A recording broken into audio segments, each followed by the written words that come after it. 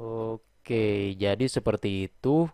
Nah, yang saya heran itu kata pengacaranya itu pemilik nomor itu MT, berinisial MT dan membenarkan ponselnya hilang.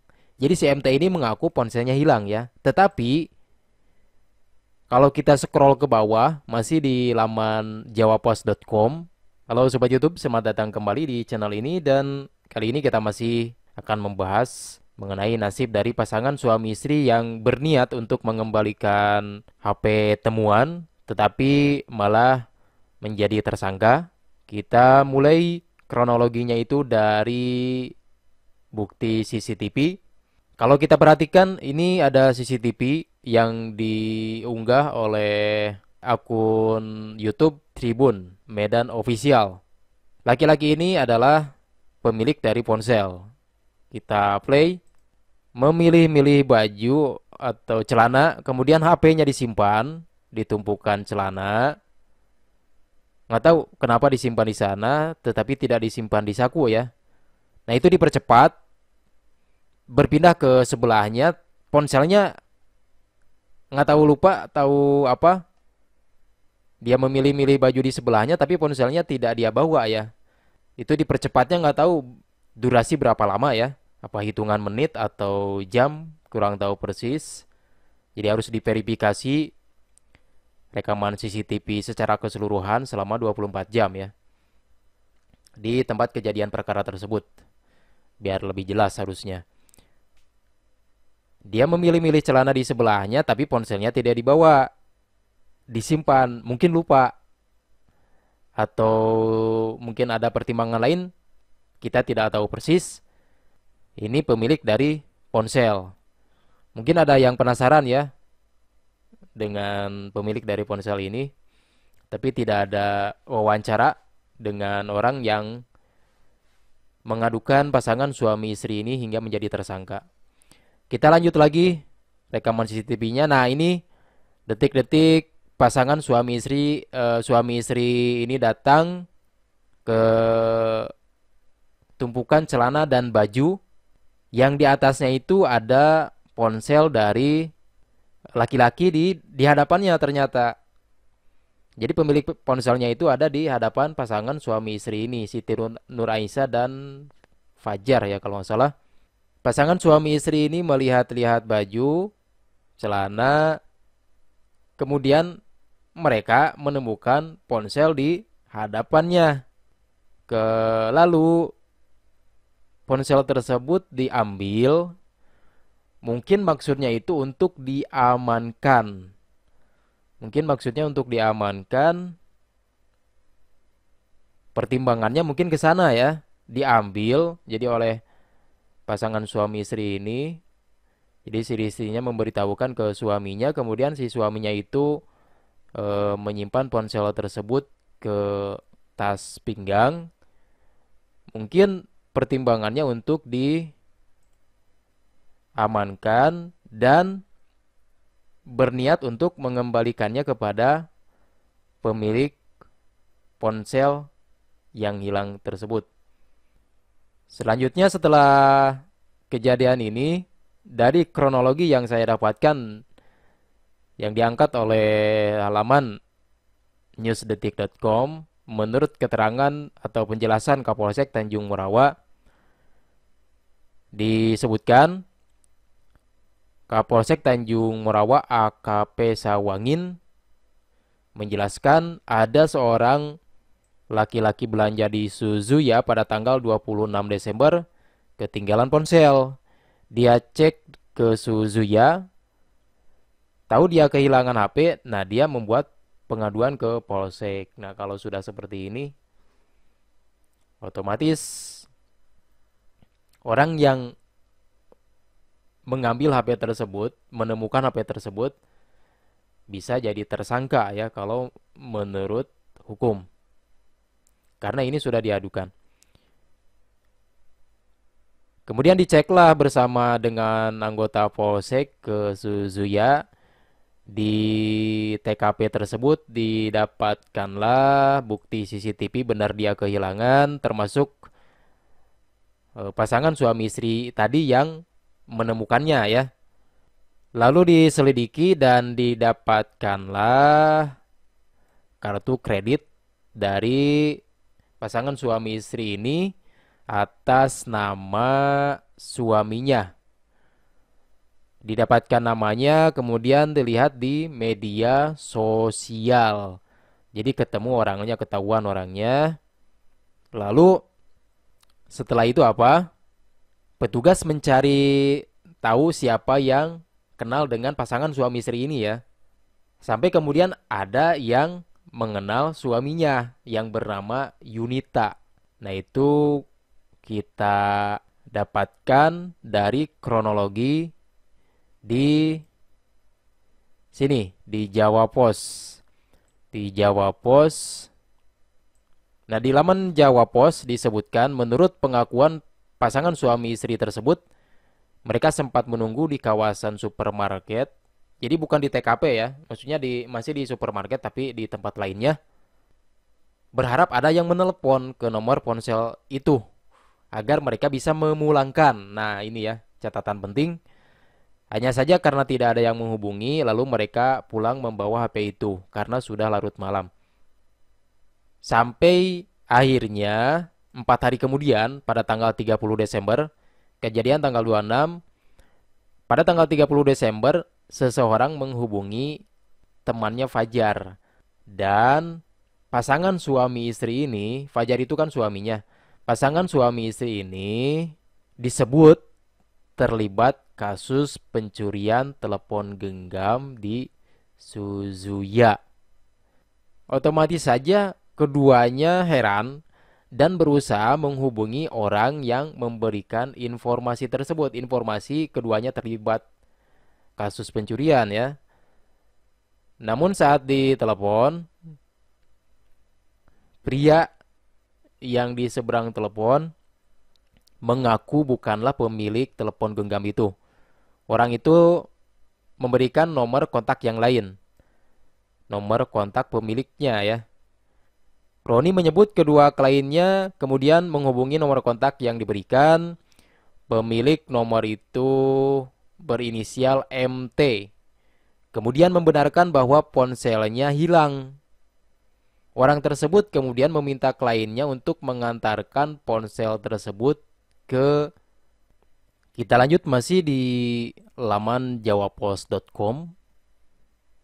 Nah, di sini disebutkan menurut Roni, ini pengacara dari pasangan suami istri ini, kedua kliennya kemudian menghubungi nomor kontak yang diberikan. Pemilik nomor itu berinisial MT, kemudian membenarkan bahwa ponselnya hilang. Jadi si MT ini membenarkan ponselnya hilang. Orang tersebut kemudian meminta kliennya untuk mengantarkan ponsel itu ke kawasan Kecamatan Limau Manis. Nah, masalahnya, namun karena sudah malam, klien kami enggan mengantarnya. Dengan nada ketus, nah MT ini ya, kata pengacara dari pasangan suami istri, dengan nada ketus dia berkata, udahlah, kalau mau pulangkan HP itu. Kalau nggak mau berarti kakak tidak ada niat baik. Sambungan pun terputus. Ujar Roni menirukan pembicaraan kliennya dan pria di telepon. Nah, kemudian pasangan suami istri Fajar dan Nur Aisyah membuat janji kembali dengan orang yang mengaku sebagai pemilik telepon pada tanggal 5 Januari. Mereka bersepakat bertemu di Polsek Tanjung Morawa, Kabupaten Deli Serdang. Tidak disangka saat datang Fajar dan Nur Aisyah langsung ditahan. Oke, jadi seperti itu. Nah, yang saya heran itu kata pengacaranya itu pemilik nomor itu MT, berinisial MT dan membenarkan ponselnya hilang. Jadi si MT ini mengaku ponselnya hilang ya. Tetapi kalau kita scroll ke bawah, masih di laman jawapos.com, dari informasi yang mereka kumpulkan, jadi dikumpulkan oleh pengacara dari pasangan suami istri ini, Kliennya dijadikan tersangka atas laporan polisi nomor LP garis miring 342 garis miring Romawi 12 garis miring 2020 garis miring SU garis miring garis miring RES spasi DS garis miring SEK garis miring Tanjung Morawa tertanggal 27 Desember 2020 atas nama Jepri Sembiring. Jadi yang melaporkan Jepri Sembiring, tapi yang mengaku punya telepon ini yang melaporkan Jepri Sembiring. Tapi sebagaimana kita ketahui dari keterangan yang ditulis pada halaman Jawa Pos ini, menurut penyampaian dari pengacara pasangan suami istri ini di sebelah sini tadi, pemilik nomor itu berinisial MT kemudian membenarkan bahwa ponselnya hilang. Kan aneh ya. Yang melaporkan Jepri Sembiring, tapi inisialnya itu MT. MT itu siapa ya? Kita lanjut atas tuduhan telah melakukan tindak pidana pencurian. Oh, di sini dan ini menurut jawapos.com, MT yang mengaku sebagai pemilik nomor telepon tadi adalah anggota Polri. Oh, MT ini ternyata anggota Polri. Jepri Sembiring, orang yang kehilangan ponsel di Suzuya.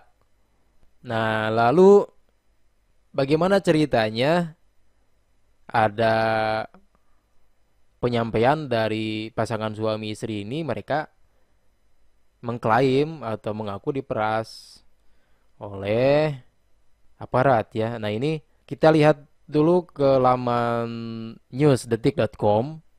Jadi di sini sebagaimana disampaikan oleh Sawangin ini Kapolsek ya. Jadi minta tolong ke penyidik bawa saja dulu kemari orangnya. Nanti kita pertemukan dengan si pengadu. Oh, maksudnya, oh, menurut polisi seperti itu ya. Setelah dibawa ke kantor, dihadapkan sama Kasat Reskrim, dilakukan pemeriksaan cukup bukti. Nah, ini menurut polisi ya. Jadi akan langsung dilakukan penahanan, lalu datang keluarganya minta tolong sama personel minta tolong. Polisi tidak bisa menghentikan penyidikan ya. Di sini disampaikan sudah ada orang yang mengadu. Silahkan Anda mau perkara ini bisa diperingan ataupun ada upaya-upaya kamu baikan. Silakan jumpai si pengadu, sebut Sawangin. Nah, jadi poinnya di sini. Kata Kapolsek itu, sudah ada orang yang mengadu. Nah, mengadu itu sebagaimana tadi didapatkan dari laman jawapos.com atas nama Jepri Sembiring ya yang mengadukan itu. Jadi sudah ada orang yang mengadu, silakan jika mau perkara ini bisa diperingan ataupun ada upaya-upaya kamu baikan. Silakan jumpai si pengadu. Nah, kita nggak tahu apa yang mereka percakapkan. Jadi pasangan suami istri ini dengan orang yang mengadukan nggak tahu mereka berbicara apa gitu ya. Karena tidak ada bukti kan masalahnya sampai si pasangan suami istri ini kemudian didampingi oleh pengacaranya, diwawancarai oleh wartawan dari kemarin itu dari mana? Oh, ini diupload oleh Tribun Timur. Kemarin itu kita dapatkan dari harian apa ya? Ini diupload oleh Tribun Timur sampai nanti pasangan suami istri ini didampingi pengacaranya menyebutkan seperti ini nih ya. Dengarkan nih. Tidak benar kan kakak lakukan gitu? Nggak benar Pak. Memang niat hati itu pas menemukan memang mau dipulangkan, tapi kenapa nggak ada yang menghubungi? Jadi kami nggak tahu mau pulangkan ke siapa bang. Lalu saat kakak ditahan itu komunikasi apa yang dibangun Polsek Tanjung Morawa ke kakak? Ya mereka minta. Ngomong aja. Ya mereka. Ngomong aja, nggak usah takut. Media, Semua sama di hadapan hukum. Di media kan? Semua sama di hadapan hukum. Nah, jadi wartawan ini mendorong pasangan suami istri ini untuk menyampaikan apa sih yang sudah mereka perbincangkan dengan apa namanya dengan pengadu, mungkin dengan penyidik, kita nggak tahu persis.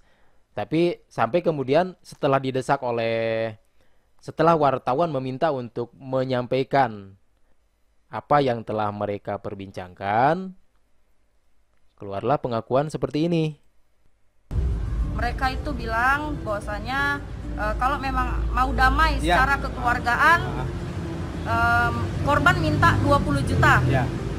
Dan itu mediasinya sama Juper. Yang dia maksud korban itu berarti yang hilang ponsel, kemudian dia mengadukan ke polisi.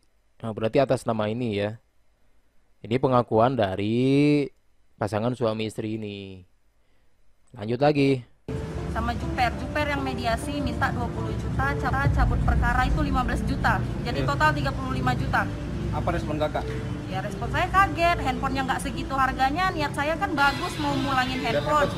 Dan handphone sudah saya pulangin. Pengakuan mereka handphone itu saya matikan, handphone saya matikan, padahal handphone tidak ada saya matikan.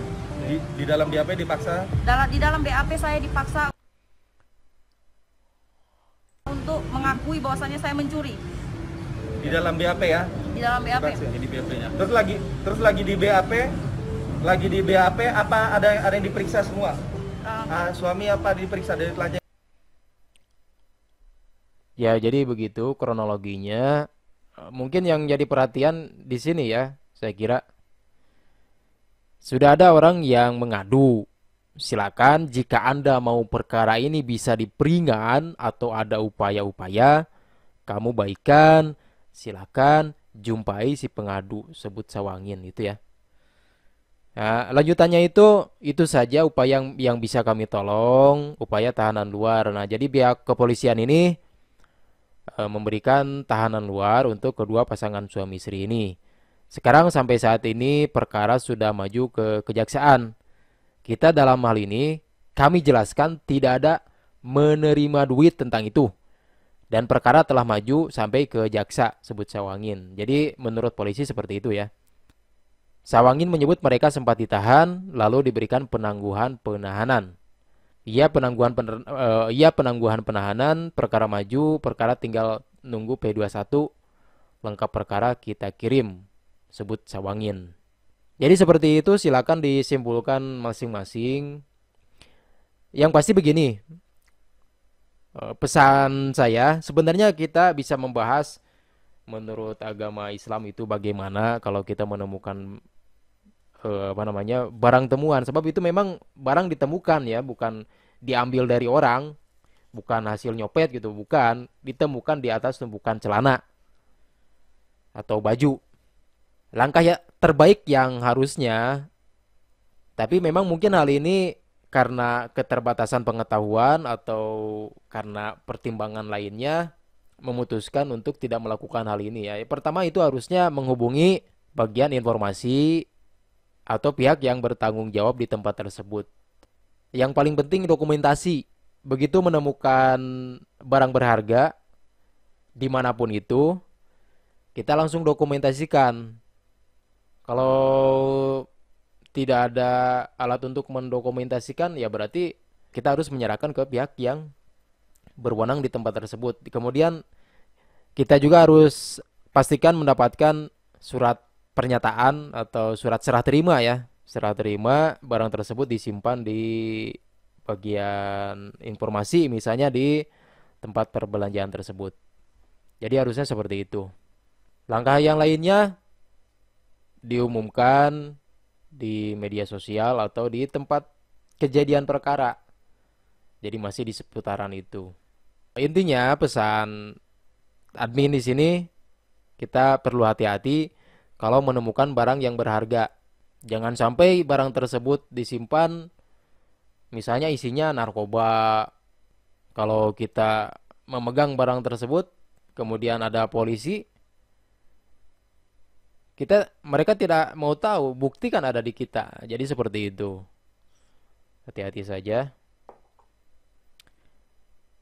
Mudah-mudahan masalahnya cepat selesai dan mudah-mudahan perjuangan kuasa hukum dari pasangan suami istri ini bisa membuahkan hasil, sehingga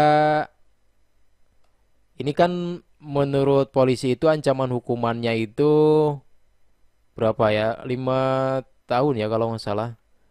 Saya baca di bagian ada pokoknya di mana ya? Ancaman hukumannya 5 tahun. Kasus pencurian ya di pasal berapa ya? Nah ini. Oh ini ya.